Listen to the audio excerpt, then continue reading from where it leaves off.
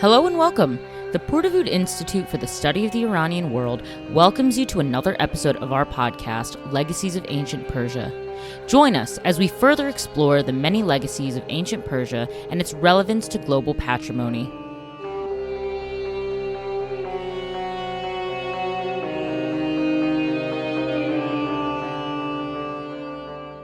Hello, everyone, and welcome to another episode of Legacies of Ancient Persia. This week, our guest is Dr. Sara Cole, an assistant curator of antiquities at the J. Paul Getty Museum. In this episode, we discuss her early interest in material culture in museums, her experience being part of the curating team for the Getty's Persian art exhibit, and explore the multifaceted accessibility and digital accommodation questions that arise when putting together museum exhibits. We hope you enjoyed this episode, and if you like what you hear, please give our show a 5-star rating and review us on Apple or Spotify. Awesome. Thanks so much for joining me this morning, Sarah. I want to jump right in and ask you, when did you get into the field of ancient studies? When did you get into classics? Okay, so I think I, like a lot of people who work in the field of ancient studies, have a story from childhood of how I got hooked. I grew up in a small town in Southern Virginia. And so I wasn't near any major metropolitan centers or big museums. That wasn't really part of my experience growing up. But we do have in my hometown a small local museum that's mostly focused on featuring artists from the region. So Appalachia, basically, Virginia, Tennessee, North Carolina, Kentucky, but also gets some small loan exhibitions of other types of artworks. And when I was, I think, around 12 years old, the museum hosted a small little 2-room loan exhibition of Egyptian antiquities from the collection of the Virginia Museum of Fine Arts in Richmond. And I remember going to that exhibition with my mom. It was during the summer, so school was out. She was looking for stuff for us to do, and we went to the museum. And I think that was the first time in my life that I had encountered ancient art in person. And there was just something so captivating about it. It sparked something for me. And I kept going back to that exhibition, getting different family members to take me back to see it again. And it wasn't even, looking back, it wasn't even anything particularly noteworthy. It was just sort of a random collection of Egyptian things from the VMFA's collection. But yeah, for me, it just sparked an interest that then continued. I mean, this was early in the days of people getting the internet in their homes. And so I was going online and, searching for information about ancient Egypt and different kings and queens, and went to my little local library, which had a lot of older, outdated volumes on ancient Egypt, but I read what I could, and the interest in it continued. And that was also around the same time that the DreamWorks animated movie, The Prince of Egypt, came out, which I don't know if you've seen that movie, but it's wonderful. I mean, it's this beautifully animated film that it's retelling the biblical story of Moses set in New Kingdom Egypt. And it's just beautifully animated. And so the pop culture element got me a little bit too, just aesthetically how beautiful that film was. And so that was where my interest began. My interest began with a visit to a museum as a kid. And so for me, I've always had a passion for museums and a really strong belief in what museums have the capacity to do for people. So I think even very early on, the idea of wanting to do something with museums was ingrained. Even at that kind of small local level. And yeah, that just continued throughout my life. That's really awesome. I feel like I hear, a lot of people are like, oh yeah, I went to a museum. And then of course I hear a lot of stories of people branching off into just that was the springboard into X, Y, or Z. So it's interesting that, yeah, the museum aspect stayed with you. And if, since you mentioned the pop culture, I have to go right there and say, so did that mean that by the time that the Night at the Museum films came out, you were like, oh yes, this is the coolest stuff ever? I think so. I mean, yeah, there's just something really, as a kid, kind of magical about museums, I think. And that really struck me. I can't remember how old I actually was before I saw a Night at the Museum, though. I have to say, I don't know. Could you say like you knew for sure like you wanted to do stuff with museums, or was there still a bit of hesitation where you're like, I'm not sure, like this is cool, but might want to do something else? Yeah, I mean, I certainly had other interests too, throughout middle school, high school, and even into college. And once I got to college, I switched a bit between majors before settling on classics. So it wasn't as if I just immediately decided, this is what I'm going to do, and I'm going to stick with it, and that was my only path. There were other things that I thought I might do instead, other interests that I wanted to pursue. I ended up as an undergraduate, though, settling into a classics major. I was still interested in ancient Egypt, but I didn't go to a university where you could major in Egyptology as an undergraduate, which is a very rare thing anyway. So classics was sort of the most adjacent field. And so that's what I ended up doing my bachelor's degree in, and then went into graduate school for ancient history. And I knew starting graduate school that I had an interest in museum work, but I wasn't considering that exclusively. Obviously, when you get a PhD in the humanities, you have to kind of keep an open mind about where that might lead and not get too locked into only one idea of what you're going to do or of what success looks like. So I tried to keep an open mind, but certainly from early on in grad school, I pursued as many museum related opportunities as I could to gain that experience, and that ended up serving me really well. And I have to say, honestly, from pretty early on in my experience earning the PhD, I think I kind of decided that the academy was not for me, that I just wasn't interested in entering into that environment and what that currently looks like.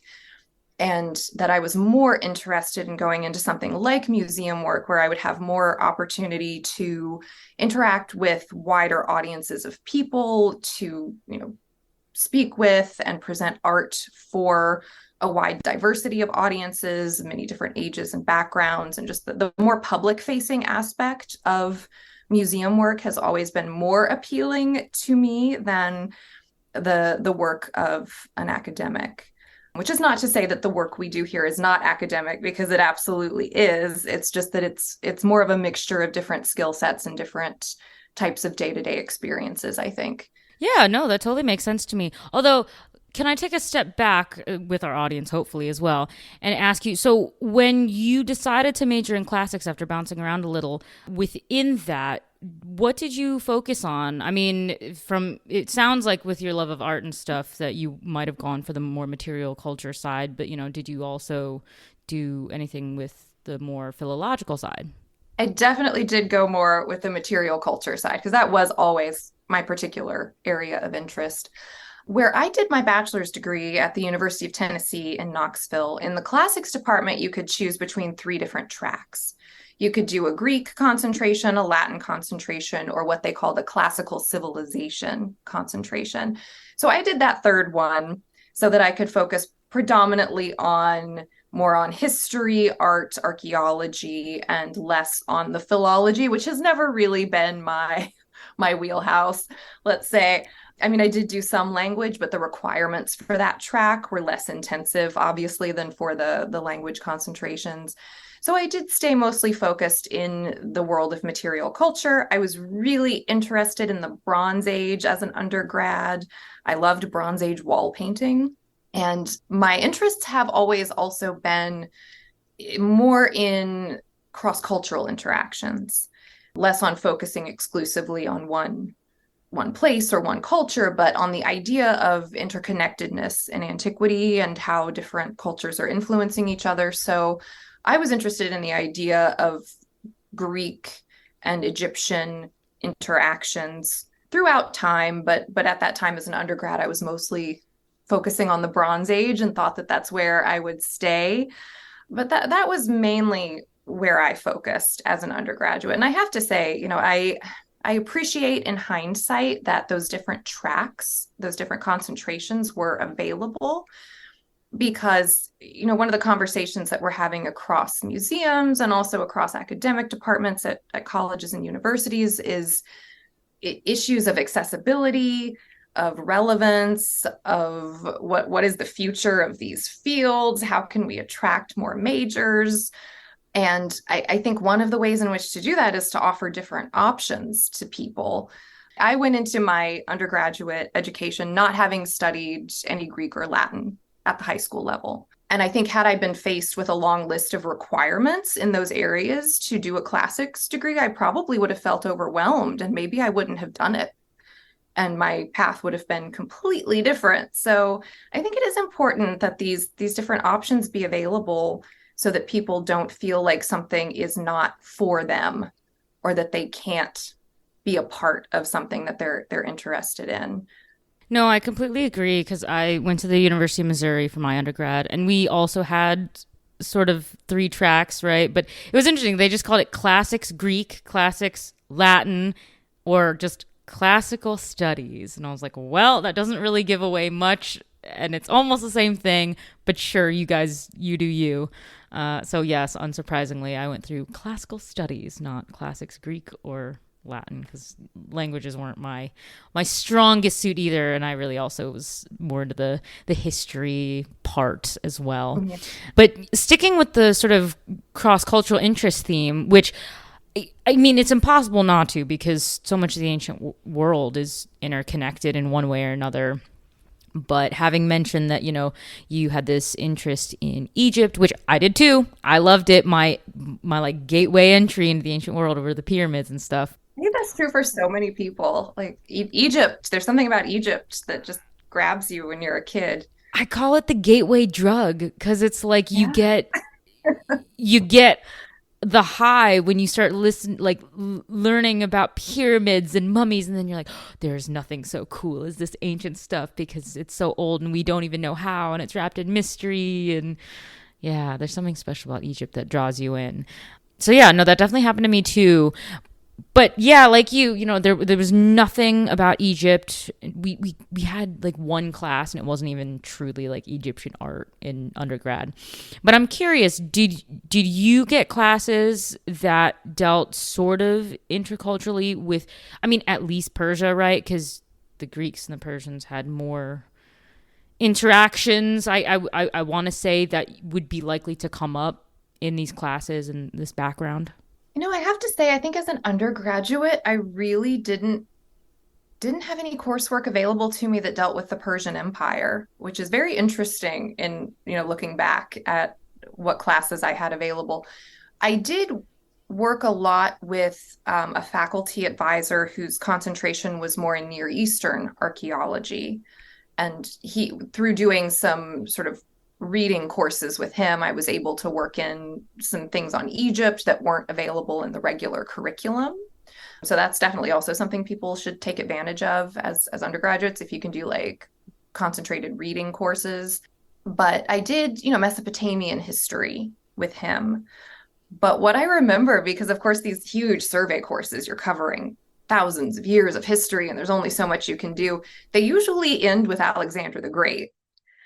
And so you learn about the Achaemenids, you learn about the Greco-Persian Wars. Of course, you're learning it more from that classics perspective. But then there tends to be, and this is true sometimes in survey courses of Egyptian history, it's like Alexander the Great shows up and it's like, okay, that's it. We don't need to talk about what happens after. And there's really interesting stuff that happens after. But I don't recall my coursework going into like Parthians and Sasanians. I learned about the Achaemenids, but again, in their relationship, their conflict with Greece. It is quite striking because the more I talk to people, especially who did not originate in the field of Iranian studies, who are classicists like myself, it is really interesting. I'm noticing a really big pattern here of like, if you get the Persians, you only get one dynasty and only in its sort of Greek situated context. And you're like, okay, well, that's not really helpful if you want a holistic picture. But it just surprised me because the Parthians, at least, like had a long history of relations with Rome. And they had the sort of like exchange of some of the royals were in Rome for a bit and vice versa. And so it's interesting because, I mean, whether we like to admit it or not, if we're Hellenists, right? Rome and the Latinists, they're there. They do a lot. And so because this is like the other big part of the field of classics, it's interesting that you wouldn't bring in the fact that the Parthians and the Romans had a pretty interesting relationship back and forth, which then sort of continued as the Sasanians took over. So yeah, it's really fascinating to see, like, why don't we why don't we teach that more? I don't really understand that. But okay, so we have biased Greek sources on especially the philological side. And so I'm curious to circle back to the museum side and the material culture side. So, on that side of things, is there more emphasis on intercultural, again, maybe Persian stuff? Because I know material culture is, it makes its way around, right? And so I feel like, is there a lot of stuff left that you could study? Do you mean in museums in general, in museum color? Yeah, like in terms of like getting a pretty solid corpus of material culture to be able to be like, oh yeah, I have this all here. Let's look into this. Let's do something with this.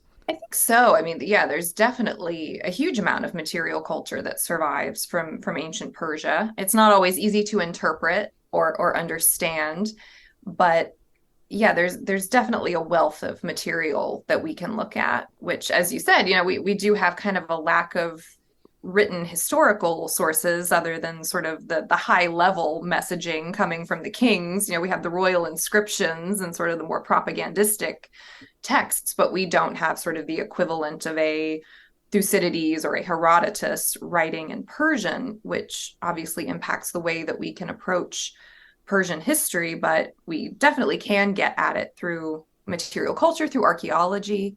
And that's really what we tried to do at the Getty with the big Persia exhibition that we did last year, was to kind of bring together important pieces from all over the world to sort of tell this bigger picture story of the whole length of the ancient Persian Empire through material culture, a lot of which related to elite and royal spheres, because that's what survives, but that tells you a lot about high level interactions among different cultures. Yeah.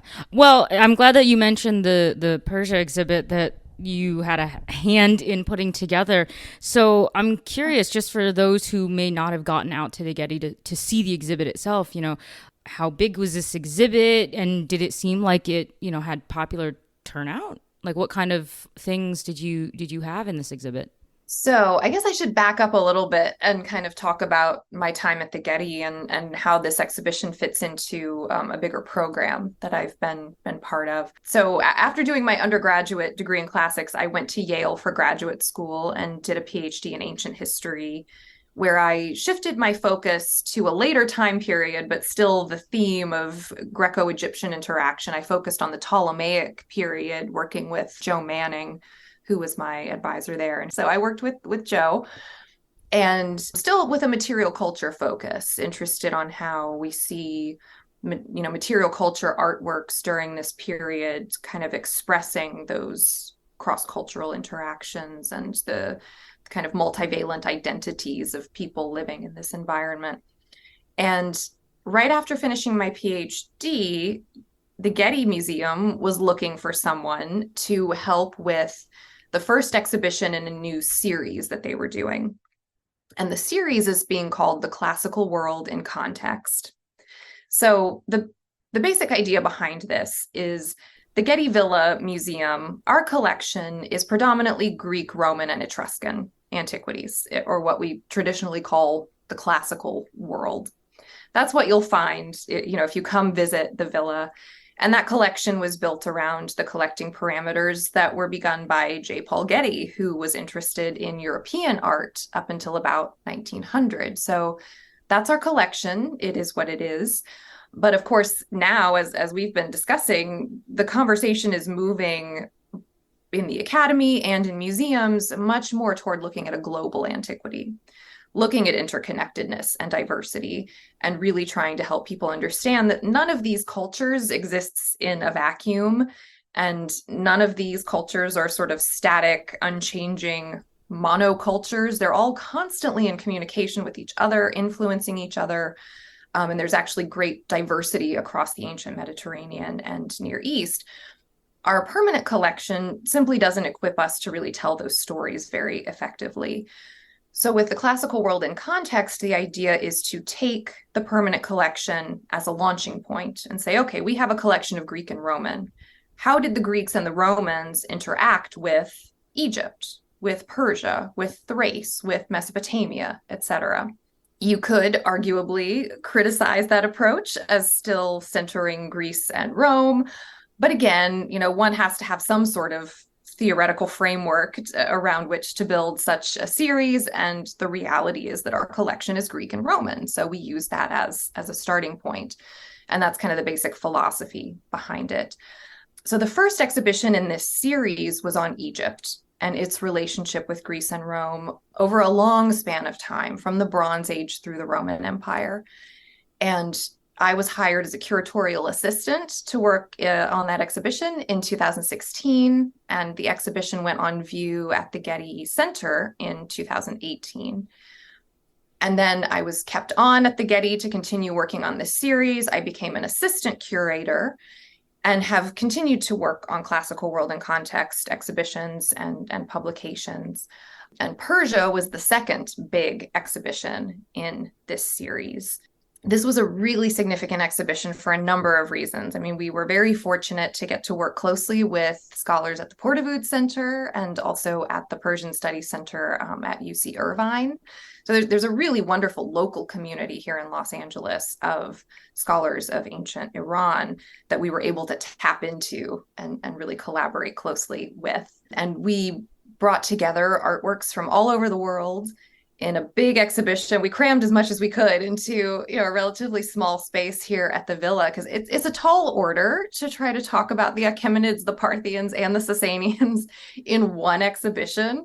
And there's only so much you can include and only so much you can do. But I think we did a good job.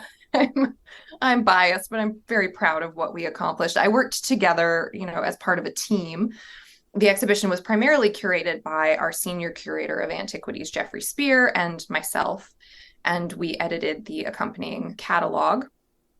And it was also, I think, a really meaningful exhibition for the local Persian community in Los Angeles. We have a huge Persian community here, and they're very engaged and very enthusiastic about their history.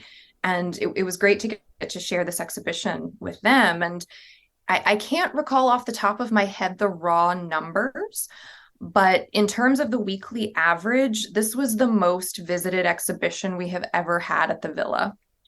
So that's, we're very proud of that. It drew a huge audience. I think both local and, we get a lot of tourists in Los Angeles. A lot of people come to the villa as a tourist destination, but I think this exhibition really was a big draw for a lot of people. And so, we're very, very proud of what we accomplished. And I think the publication as well includes a lot of really significant scholarship. So again, it was part of this series. So part of the overarching theme of it was not just to talk about Persia, but to talk about Persia's relationship with Greece and then with the Roman Empire. What we tried to do, and what I hope we did successfully in the narrative, was to really try to sort of flip the script a little bit and get away from that more traditional classics-centric way of presenting the conflict. Many of us in our educations, learning, about the Greco-Persian Wars, for instance, kind of learned about it as like the conquest of the West over the East and the victory of democracy over, this huge empire. And, we really get this skewed perspective of it, of like this Greek triumph, and see it from the Greek perspective, really. And we very much wanted to get away from that and kind of try to look at it more from the Persian perspective. What's the Persian perspective on all of this? What does it look like from that side of things? And so we really tried to foreground Persia as much as possible. Of course, the works in the exhibition did include examples of how Greeks represented Persians in their art, how Romans represented Persians in their art, and how that maybe aligned with or didn't align with the historical reality of their relationships. And also just things like exchange of material culture, exchange of forms, how Persian material culture influences the vessel shapes the Athenians are making, even though at the same time there's propaganda against Persian luxury. On the ground, in reality, there's a lot of very complex forms of interaction and economy taking place between the two. And then the same is true with the Romans. There's this very propagandistic way in which the Romans depict Persian people that is not, it doesn't entirely align with the historical reality of the relationship between those empires. I mean, that sounds fascinating. And I think it's awesome that that was like such a popular exhibit for people to go to. But because it's situated within this classical context, I'm curious as to the artifacts that you had on display then. How many were like Greek and Roman in origin that just displayed Persians, and how much were from Persia itself? That's a good question. Let me think for a second here. I would say predominantly the works in the exhibition came from the Persian Empire, were created in the Persian Empire. And so, again, we very much wanted to center the narrative on Persian imperial identity and the narrative from their perspective. So it was mostly Persian material. We did have some, for instance, Greek pottery, from around the time of the Greco-Persian Wars, showing the way that Athenians were depicting that conflict. We had some artworks from Rome showing, for instance, how they adopted the god Mithra and kind of created their own cult around Mithras and how he was depicted. And we had some works from places like Dura Europus that were kind of on the border. We talked a lot about borderlands in the exhibition and sort of these territories where these big powers are kind of coming into contact. Anatolia, Syria, Mesopotamia, often being kind of those borderlands. But predominantly it was Persian material, and we had some Greek and Roman representing their perspective, but we really did try to foreground the Persian art as much as possible. That's awesome. And I think, like, I want to say that it shouldn't be unexpected, but you never know in this kind of thing because it's. So, no, that's really awesome that you guys were able to get a large amount of, like, Persian origin materials. So, for anyone that doesn't know what curating an exhibit is like, would you enlighten us and just tell us, so what kind of planning and what kind of work goes into, getting all the materials to where you need them and make sure, everything is labeled correctly and presented in the way that you wanted to do it? So, yeah, curating a special exhibition, especially a major international loan exhibition, but any exhibition really, is an enormous undertaking that involves a whole team of people. And I think one of the things people are often most surprised to hear is that any given exhibition is usually many years in the making. I think people come into galleries and see these exhibitions and think that we put them together relatively quickly, but really there's years of research and preparation involved. Then there's the communication with potential collaborators, potential lenders. You have to reach out to your colleagues at the various museums around the world that you want to borrow from and have conversations about the project, about what's possible, about what they might be able to lend or not, based on things like availability. Sometimes you want something and it's been promised somewhere else, or sometimes you want something and it has some conservation issues and it can't safely travel. And those are conversations that you just have to have with colleagues. So you start building sort of a wish list based around the research that you've been doing to develop the themes. And then you start working, within the museum with a whole team of people who help bring the exhibition together. So there's the curator who has sort of come up with the concept for the exhibition, done the research. And then we work together with teams of conservators, mount makers, designers, interpretive content specialists who include editors who work on the physical text that goes into the galleries, the labels, the gallery text. We write all of that, but then we go through a very rigorous editorial process. And then we also have interpretive content specialists who work more on the digital side, who help create any sort of media components that go into the gallery. We work with educators, we work with public programmers, we work with exhibitions coordinators. So it's a huge team of people and years of work that go into bringing any given exhibition together. Each one is unique in its own ways, and some have different challenges or different demands, but it's very collaborative work. I would say. And that's actually one of the things I really enjoy about it is, you get to work with these teams of really skilled, enthusiastic people to bring all of this to fruition. So, we do a combination of kind of more of the academic side, I guess you could say, in the research and the development of the ideas behind the exhibition. What are we trying to convey? What is the purpose of this exhibition? What messages do we want people to understand? And how can we incorporate the most up-to-date research in these areas? And sometimes that involves reaching out to colleagues or bringing in a collaborator if we need someone who's really specialized in something to consult on a project. Sometimes we work as solo curators, one curator on an exhibition. Sometimes it's a team of curators working together. So it varies. But yeah, we do a combination of that kind of solitary research and idea development, and then very heavily collaborative work with teams to bring the exhibitions to life. And then, of course, that's exhibition development. Of course, one of the other major components of what we do is just the day-to-day care and research and interpretation of the permanent collection, which is a huge portion of what we do. But we have to balance those demands of permanent collection and special exhibition. And here at the Villa, we have a dedicated special exhibition space where we do typically 2 big special exhibitions per year. So that's actually a very rigorous program that keeps us all very busy. I mean, kudos though. I mean, it's because you guys are like busy working on really cool exhibits that I feel like the public are like, raring to go see.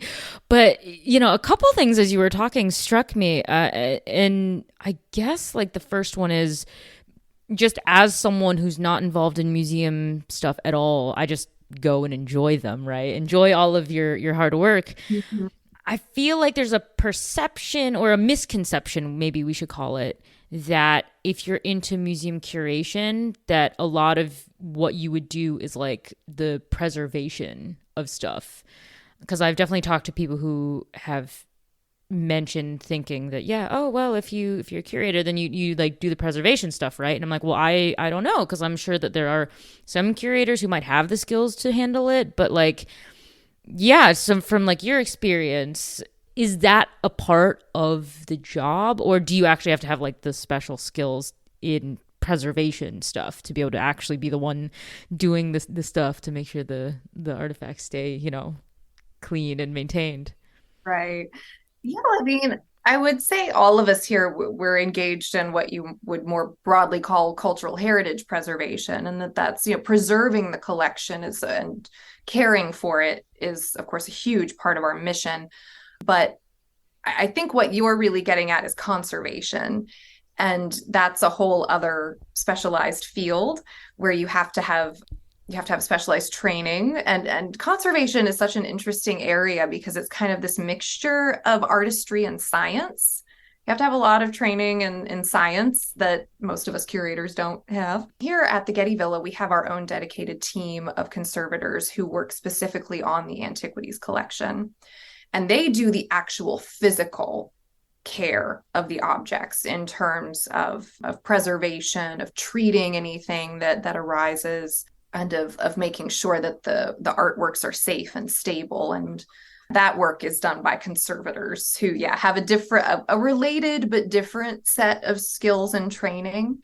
Yeah, no, thank you for clearing that up. And see, again, that further illustrates, like, for those of us well outside and who are not familiar, like, yeah, if you were to ask me, is there a difference? What's the difference between preservation and conservation? I would have been like, I'm not actually sure. Like, it's really interesting as you get further into it. But yeah, so thank you for clearing that up for me, in addition to hopefully other people who may sort of conflate the two, because I feel like there are many of us who do that.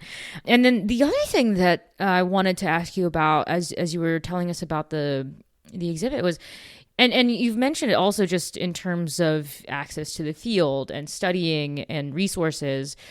Accessibility is a huge thing. It's a huge point. We're trying to make the literature and the resources accessible. You're trying to make material culture more accessible by being able to display it places. What are some of the challenges to accessibility that are present on the museum curation side? Like I know from what I can imagine, I'm like, okay, you have to make the text when you're describing things accessible so that people understand what it is without making it too convoluted or sort of so it doesn't go over people's heads. But then I'm sure there's an accessibility standpoint of like you have to have physical access to the thing, but then there has to be a flow. So yeah, like what kind of accessibility issues are there that are in addition to like the traditional ones we think about? That's a great question because yeah, across museums, we're constantly having this conversation about accessibility, and it falls into categories of kind of the more physical and practical, but then also the more philosophical and kind of big picture. So the physical, of course, has to do with like the physical accessibility of the building. How easy is it to navigate the building and the galleries and display height of objects? Thinking about, should we display it at what we consider to be the average person's height? Or are we thinking about wanting to make things visible to children? We get a lot of school groups at the Getty. We want kids to be able to see things comfortably, but then you also get very tall adults. And so things like that. And then we've also had instances where we've had conversations around things like font sizes for a label. What's the most comfortable font size? What's the best font color? How legible is, say, a white font on a black background versus a black font on a white background? And like these are things that we talk about and that we have to consider. And of course, in doing that, we have conversations with our designers, with our interpretive content specialists. But yeah, we're constantly talking about the physical accessibility of things, just in terms of ease of kind of navigating the building, encountering the information that we're presenting, and of course, encountering the actual artworks. But then there's the bigger picture, like philosophical questions around accessibility and museum spaces as places that need to feel welcoming and inviting and available to everyone. And I think for a lot of people, museums can feel like they're not accessible spaces. And I've heard this feedback from people that their experiences have maybe been that museums feel like these very stuffy, elitist places where you need to have some sort of art historical background to understand what the labels are talking about, and that it's just not a place where they feel welcome or they feel like they can come and have a good experience. And that's really unfortunate, and that's obviously not what we want to have happening. So we talk a lot about that, about how do we reach out to communities and help them know that like our museum is a welcoming space. We want it to be accessible to anybody.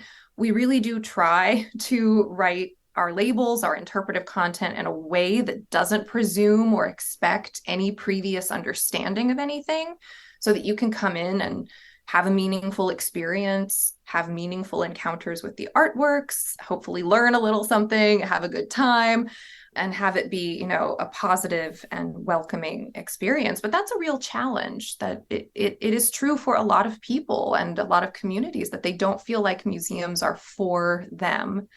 And it's understandable. I think even those of us who work in museums have had the experience of like going to a museum where it just feels uncomfortable, like it feels stuffy or too formal, and then you go and try to read the label, and the label for the painting that you're looking at, for example, has all this art historical terminology in it or references to other artists or places or things that it just kind of presumes that you already know.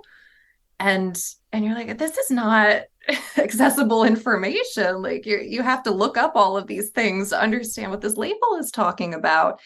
And that does happen. And so we have a lot of conversations around these questions. And at the Getty, we've been striving to make the interpretive content a lot more accessible. We've switched over in the last couple of years to a bilingual program. All of our special exhibitions are now presented in both English and Spanish. And the long-term goal is to have all content at both Getty locations in both languages for both permanent collection and special exhibitions. It's a process, and we're in the process of rolling that out, starting with special exhibitions.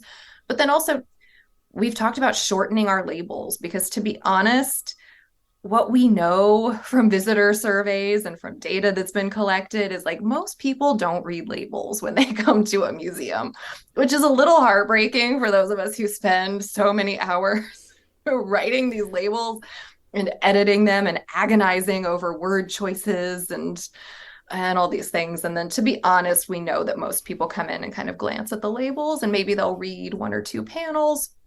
So we do try to think about how to make it a meaningful experience for people who maybe they're not reading the labels, or maybe they're stopping and reading something here or there. But also just being practical and realizing that generally speaking, most people find shorter labels more inviting, more accessible. If people walk up to a wall text and it's way too long, their instinct is just going to be to turn away and not look at it. So we have to curb our own, desires to write really lengthy texts about everything because we're enthusiastic about this material and we want to share as much information as possible, but we have to be conscious of what the visitor experience is. And we've tried to also think about accessibility in terms of our public programming. How do we make programs more inviting and more accessible to a wider array of audiences? What kinds of talks should we be hosting? What kinds of speakers should we be bringing in? What kinds of performances should we be doing? And in terms of education as well, accessibility, where we have a big school program at the Getty where we bring in lots of K through 12 students. And so, yeah, in that bigger picture philosophical sense, accessibility is something that we are talking about across departments at the museum, and it impacts every different aspect of how we operate. It's so interesting because those issues that you mentioned are so multifaceted because I'm sitting here thinking about my own experiences with museums. And what's interesting is, I think it's a great step forward that the Getty wants to have everything be bilingual. Although and of course there is no right answer really. I don't believe there is, or else we might have already figured out how to implement this. But for a lot of like special collections and other things, especially if it's highlighting a certain community or culture, and we do have the languages still around, we have people who know them. I mean, so like take the Persia exhibit, right? So we have a pretty vibrant community here in LA. Was there any discussion as to, oh, well, maybe because it's a special exhibit, it's not going to be here forever, we can translate it into 3 languages and have it, in Persian, like, or is that just completely out? Cause like, that's a whole other level of having to add in stuff that it's like, oh, we don't have the time for this, or we have to focus on something else that takes precedence. I wouldn't say it's out of the question. I mean, for Persia actually happened before we had started implementing bilingual at the villa. So it was all in English. And if we had done that exhibition bilingually, I think we would have really had to rethink it because we had a lot of interpretive text in that show because it was such a dense historical narrative to try to explain to people. Again, covering that enormous span of time and all these many different cultural shifts and shifting boundaries and political alliances and dynasties, and just trying to get that information across in one language was a real challenge. And then, of course, the more languages you add in, the more you have these space considerations. But it's not out of the question to someday do exhibitions in languages other than English and Spanish. And I'd say it's a conversation that has started, but at the moment we're kind of focusing on the first step in the process in this series of goals, which is to implement Spanish across both sites. And that's been, many years of work, just getting the ball rolling on that. And I think, I don't want to speak for the institution, but I think we don't want to try to take on way too much immediately. It's, we see what can be done, I think, and are considering different possibilities. Yeah. Yeah, I mean, and again, like obviously, getting anything done at any museum, right? It probably is. It's not instantaneous. It's not fast and easy. So It's never as easy as it seems. Right? So I was like, believe me, I get it. It's hard, and I'm sure that a lot of people, both at the Getty and around the world at museums, are having these types of conversations. Oh, well, maybe we should expand what other languages, and then how do we choose what languages people might appreciate? I just remember because as you were talking, I was in Europe for all of last year doing my master's, and I ended up going to Germany. And I was like, okay, great. This is perfect. I've never really been to the Pergamon. I want to go to these amazing museums. And then I remember being really, really frustrated because all the labels were in German and there was no English available anywhere. So I had to have a friend of mine who spoke German kind of go and explain, okay, this is what this is. And so that got me thinking, how many places, depending on where in the world you are, cater to your local population, what's the local language, and then do you have English, because that's kind of the universal that we sort of just most people know because you have to, right? But then it's like, how much of the local community, for depending on what your subject is, do you want to, like, oh, it's their history, maybe we should have it in their language? Like, I'm sure these are all like huge discussions that are being had. So it's just interesting to hear your perspective on kind of how this has to start going, how you start to get the ball rolling, how it does have to come out in stages. So yeah, it's absolutely fascinating to hear, though. And it is really sad about the text, though, because I remember some of the museums I went to. I would say as a museum goer, I'm more likely if I see kind of the wall text, because it's able to be blown up. You can make the font bigger if you wish, and you can try to sort of summarize. I don't know how practical it would be because I, again, don't work in a museum, but I'm like, I don't know. I feel like, you could try to summarize. I wonder if more people would be receptive to like more wall text, because even, you can just, it's bigger, you can put it there, but then you'd have to like summarize more about, like, maybe instead of taking time on like individual artifacts, right? You just sort of summarize, okay, everything in this room is connected to this, and this is, a selection of things you would see. So then you're like, okay, so for the people who are going to skip it and just glance at the stuff, if you have an explanation of like what is in the room, like everything in this room would be used for a symposia, which means you would have this, this, and this, and you're like, oh, okay, great. So that's everything I'm looking at in this room. So I don't know if like that's the way, but I am interested because I obviously with the podcast and everything, I take a big interest in like multimedia approaches and alternate ways other than text and reading to sort of convey information. So I'm curious from your perspective, like, on museums adding in a more interactive element. And I know a lot of museums, they try to do that with, where children are involved. Like, oh, maybe we should have something that kids can touch or, something.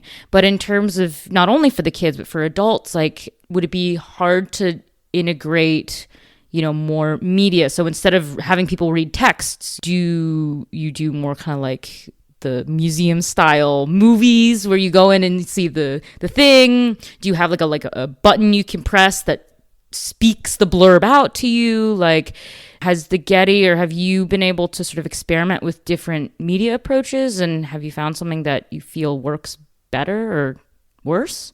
Yeah, I mean, we've experimented with a lot of different things at the Getty, and I think if you go to various museums, both in the US and abroad, you'll see a wide array of different approaches. And some institutions have really leaned very heavily into digital presentations and lots of interactive multimedia. Some institutions have remained much more traditional with virtually no digital components. But yeah, we at the Getty have looked at a lot of different modalities and have sort of a range of different options that we explore. It depends on each individual exhibition. I think what we really try to keep as a central focus is, what does the exhibition itself call for? What does this material actually call for?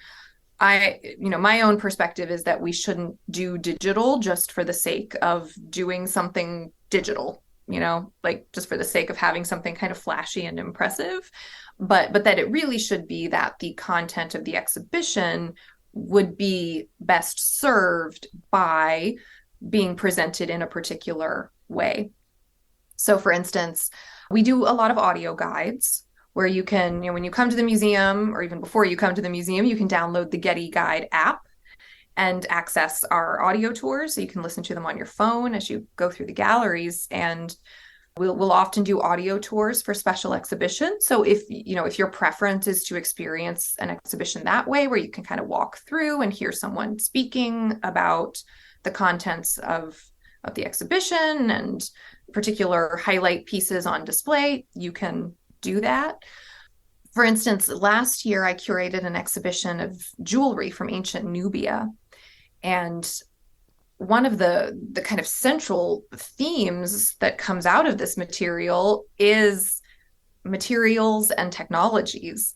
All of the different materials being used, the different metals, the different stones, the man-made materials being used to create these pieces of jewelry, and also what techniques and tools did they use to make these pieces. But I didn't have physical space in the gallery labels to really delve into that subject matter. So I decided to use the audio guide as the opportunity to focus on that. And we really focused the audio tour on the theme of materials and manufacturing techniques, and interviewed conservators and people who had studied these pieces and kind of understood their materiality and how the materials had been worked, how particular objects were assembled, etc. So I think you can use these different modalities as ways to highlight different themes or give people opportunities for different experiences. We've also done in-gallery video, for some exhibitions. We have an exhibition up right now featuring a piece that underwent conservation here at the Getty. It's a little bronze horse and rider figurine that was actually discovered by a farmer plowing his field in Albania. And they reached out to us and asked our conservators if they would work on conserving the object. And so it underwent treatment here and then went on display. And the curator of that exhibition felt that the best way to tell that story was through an in-gallery video, where you could actually show stages of the conservation process happening, interview the conservator, interview the archaeologists who, came in once they had been alerted to this discovery, etc. So we can do in-gallery video sometimes. Digital labels are sometimes really helpful. We have some in our permanent galleries, and we also implement them into special exhibitions where, for instance, if you're displaying coins or very intricately carved tiny gemstones, where it's actually really hard with the naked eye to appreciate what you're looking at, we can put really high resolution photography on an iPad label next to the case, where you as the visitor can then go in and zoom in huge detail on photos of the pieces and get a much closer look at the objects. We've also done entirely separate sort of digital online components. We did that for Persia. We actually partnered with an outside team to create a website that is a virtual reconstruction of Persepolis, where you can actually walk through, you get kind of a guided walkthrough of Persepolis, stopping and talking about particular features of the site and types of objects that were found or used there. So that's a totally web-based experience related to an exhibition. We also, for Persia, did an in-gallery video that was a kind of abbreviated walkthrough of Persepolis with a narration. So you walked into a space with a 360 LED screen and watched this animation kind of walk you through the site with a voiceover explaining what you were seeing. And I think that was a really impactful experience for a lot of people that helped them visualize something that is really hard to bring into the physical gallery space, which is an appreciation of architecture and of the grandeur of some of these ancient sites, where we can put objects on display and say, this was found at Persepolis, which was this major Persian capital located in Iran. But there's something very different about having that physical experience of kind of feeling like you're immersed in Persepolis and really getting to see like, oh, this is what this place looked like.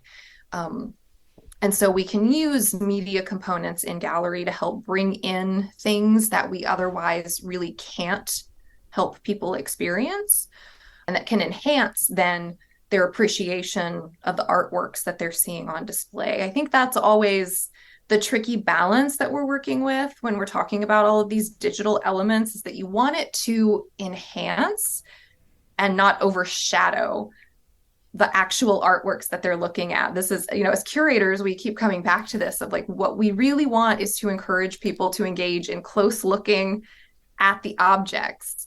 We don't want to distract them with something else that they then focus all of their attention on. But if you can present them with different tools to get broader context or to have a deeper appreciation of what they're looking at, that can be really useful. Right now, I'm curating an exhibition on the ancient Egyptian Book of the Dead that opens soon. And we're including some fragments of strips of linen wrappings that were used to wrap the mummified bodies of individuals. And I wanted to help people really understand the original context in which these were being used and this very intimate connection that they had to their owners, to people's physical bodies, which is really hard, I think, to convey when you're showing the linen strip framed and hung on the wall of a gallery, where you're getting this kind of abstract experience of seeing it framed and hung like you would a painting or a work of art. And you can say in the accompanying label, this was used on a person's mummified body. But even so, there's still, I think, a little bit of cognitive dissonance that can happen there where you're not fully getting it. But what I'm trying to do with the digital interactive that we're creating to accompany it is to kind of, what we did was we worked with outside animators to kind of recreate, to animate a little story about how these mummy wrappings would have been created and then how they were used to wrap the body. And then how in the 19th century, these mummified bodies were taken out of their tombs and unwrapped. And these materials were physically taken off of people's bodies. And I think that the visualization element of that, I'm hoping, will really help people to have a deeper sense of connection to that story and a deeper appreciation of what this material signified for the people who owned it and who were buried with it. So yeah, I think digital content is something that we often use and that I think has a lot of different uses for enhancing people's experiences in the galleries. But again, we always try to strive for that balance, not overdoing it on the digital, but doing enough that it complements, it enhances. Again, just a different way of thinking, because I think coming from the not museum side, I think I tend to fall into, and I'm sure a lot of other scholars do too, but I tend to fall into the, no, we should make it interesting and like exciting so it just gets people in sort of no matter the cost, and then we can just, figure all the other stuff later, correcting them and whatever. But yeah, no, it's a different type of consideration, especially when you're working with the material and you have to really think about how are we presenting this. Because yeah, it'd be one thing to sort of have something cool in a museum once and then have someone go like, oh, this was great, and then sort of leave and never come back again. So yeah, no, it's a different way of thinking. So I really have appreciated this really great insight into sort of what kind of things you have to think about and the things you sort of get to make decisions on or help figure out what to do. So I mean, there's like 10,000 more questions that I really want to ask, but I think that neither you nor I would have the appropriate time to get into it, so I might have to save that for a second episode somewhere down the line. But there are two questions that I've been ending this podcast with that I hope will leave you with some, interesting thoughts and ideas, and hopefully that our audience will as well. And since you are not really in Iranian studies proper, I always say take this and sort of adapt it to however mindset you would like to sort of find the best answer for you. But the first of these questions is, what, in your opinion, is the greatest legacy left to us from ancient Persia? Ooh, that's a tough question.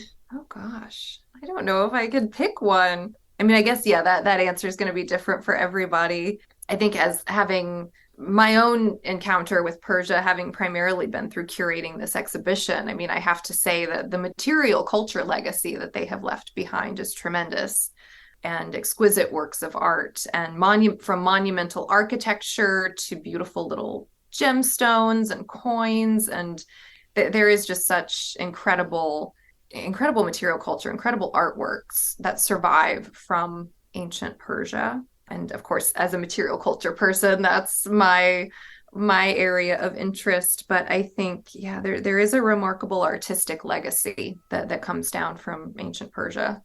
I mean, I would say I expect nothing less as a material culture person. And with your experience having been looking at a bunch of cool ancient Persian art, I expected nothing less. But also, I mean, it's true. I mean, how many like ancient Persian motifs survive till today that people are like, oh, that's still like a really cool design and that people want to sort of, emulate. So no, that's awesome. So the second question that I have for you is, what do you think would be the best legacy that we ourselves can leave for future students of Iranian studies? Ooh, that's also a tricky question. Really deep, challenging questions. What's the best legacy that we can leave? I mean, I think keeping in line with kind of what we've been talking about of this bigger focus on global antiquity, I think, I'm encouraged to see that we're moving more in that direction. And I hope that that will be a legacy that carries on into future generations who study not just ancient Iran, but the ancient world in general as this more global perspective, a perspective that takes more diversity and intercultural connections into consideration. And what I would love to see is some breaking down of barriers between academic disciplines in this regard, within the academy, and in the way that people are educated about the ancient world. I would love to see some breaking down of the silos around fields like classics, Egyptology, Assyriology. I'm not sure how much of a silo Persian studies is in because I don't personally have a lot of experience being in the field of Persian studies, but a lot of these disciplines that study the ancient world are kind of siloed from each other, and there's so much potential for bringing these disciplines together to do interdisciplinary work on antiquity. And I think things like the creation of the Center for Global Antiquity at UCLA are very much moving in that direction. And I think that's fantastic. And so I hope that that will create something that will be a legacy too for future generations of students, is just this more interdisciplinary, more flexible, more collaborative approach to studying the ancient world, where we're not so, divided into our little narrow disciplinary areas and specializations, but where we're really working together and having a more diversified perspective and a more collaborative approach as scholars. I hope that's a legacy that we can leave. I mean, it seems like we're trending in the right direction, so I'm gonna say I wholeheartedly agree, and I do hope we keep trending that way because I think it's gonna be exciting if we can break people out of their narrow little lanes, and then it'll help us build a more comprehensive picture of the ancient world and the actual ancient connections that all these ancient peoples and places had. And I think that that's too where we're going to find some of the relevance that we're all talking about and looking for. We're talking about that in museums, we're talking about that in the academy too. It's like, how do we make all of this very old stuff seem relevant to people today? And that's where it's going to come in, I think, is in finding these connections, these themes that recur throughout human history and that we can identify with. It's like that, we need to find ways to make things relevant and accessible, and that's going to be through a more integrated collaborative approach. For sure. So there is one more question I'm going to ask you, and this is where you get to kind of self-promote. Where can people find your work, your research, or just some of the projects that you've worked on? Well, they can come to the Getty Villa and see the exhibitions. I do have a Book of the Dead exhibition opening on November 1st that I'm very excited about at the Villa. I hope people will come out and see it. That one will be on view through the end of January of 2024. So we're always working on exhibitions. I don't have a lot of social media presence to promote. I don't have professional social media pages, but you can email me. It's scole@getty.edu, or you can go online to getty.edu to find exhibition pages for the exhibitions that I've worked on and the publications that I've edited or co-edited. So those would be the main ways to find me. I'm always happy to offer exhibition tours to people who are interested, or chat about, the material and the collections. So people should definitely feel free to reach out. Amazing. Well, we will make sure I'll try to link as many of the things that you've mentioned if I can find them somewhere online. But yeah, I mean, it's been such a pleasure. So thank you so much for coming on the podcast today and telling us all about the cool stuff that you've been working on, and to help learn a little bit more about you and the things you're interested in. So we do really appreciate it, and maybe we'll have you on for a part 2 so we can ask more amazing questions about the kind of stuff that you get into. Yeah, I would love to. I'm always happy to talk about museums and museum curation. So thank you for inviting me to be part of this.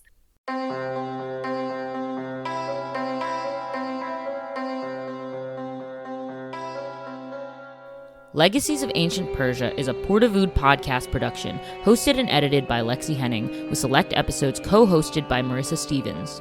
Cover art provided by Hadley Leesman and original music by Brent Arhart. Established in 2017 as the premier research center for the study of ancient Iran, the mission of the Portavood Institute for the Study of the Iranian World is to engage in transformative research on all aspects of Iranian antiquity, including its reception in the medieval and modern periods, by expanding on the traditional domains of old Iranian studies and promoting cross-cultural and interdisciplinary scholarship. Thanks for listening to our show. It's available to stream on Apple, Spotify, or wherever you get your podcasts. Don't forget to follow us on social media at Portavood Institute and at Portavood UCLA, or visit our website, portavood.ucla.edu. If you enjoyed today's episode, please give us a 5-star rating and review us. For podcast inquiries or questions about the Portavood Institute, please email us at portavoodpodcastproduction@gmail.com. We'll see you next time as we continue our deep dive into the legacies of ancient Persia.